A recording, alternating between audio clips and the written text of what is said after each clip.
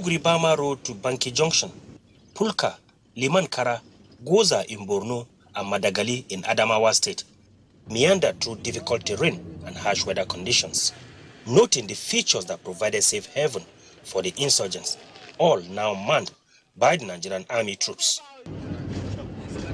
While socio-economic activities have resumed in many towns visited, some villages seem deserted, with buildings wearing old bullet wounds, structures torn rubble and scraps. We are in Limankara. Behind me you can see the bridge. The bridge was blown off by the Boko Haram as they were withdrawing when the military were pushing them out early 2015.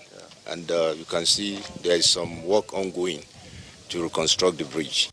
To the journalists on board, passing through parts of the demystified Sambisa forest, now a shadow of the former command and control center of the Boko Haram, it is obvious that the days of terror is still hibernating are numbered. Although people are back to some of the communities going about their normal activities, but there's still more that needs to be done in terms of development. The roads are terrible. That's one thing that I've noticed, and it's not far from the fact that even governments will not be able to do much when there is crisis situation. More importantly, I've seen a military that is up to its task, protecting the civilian population and assisting through other corporate social responsibilities. Vast ungoverned space with enhanced ecosystem suitable for agriculture, a blessing to the Northeast, but also a challenge to the nation's military in view of the ongoing counter-insurgency operation and the area's proximity to countries like Chad and Niger. This paved way for possible cross-border crime. Anywhere we are not is due to scarceness of military resources, which is very scarce even in the US, and vastness of the ground. If we are to go and sit all over everywhere, we will almost have to triple our strength. The media tour is expected to cover other parts of the country with military presence. From Maiduguri, the Borno State capital, Ismail Musa, NTA News. And still on security, Operation Rattlesnake 3 now sustains onslaught on terrorist locations as it neutralizes some key Boko Haram leaders, obliterates their hideout at Alafayaga in Borno State.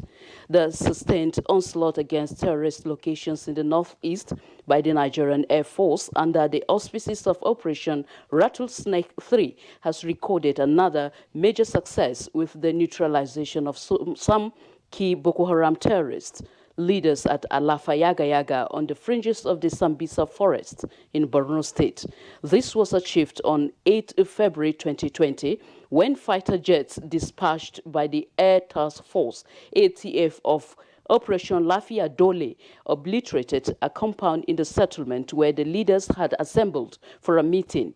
A statement from the Director of Public Relations and Information, Nigerian Air Force, Air Commodore Ibikule Daramola, says the airstrike was executed on the heels of credible intelligence reports indicating that the BHT leaders had converged at the target compound for a meeting over the weekend.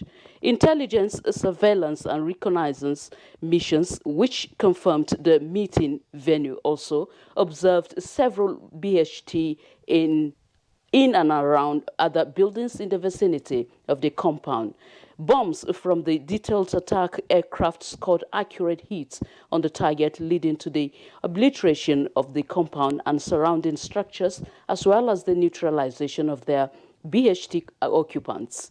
The NAV, operating in concert with surface forces, will sustain its air campaign to shape the battle space in the northeast for effective conduct of further ground and air operations.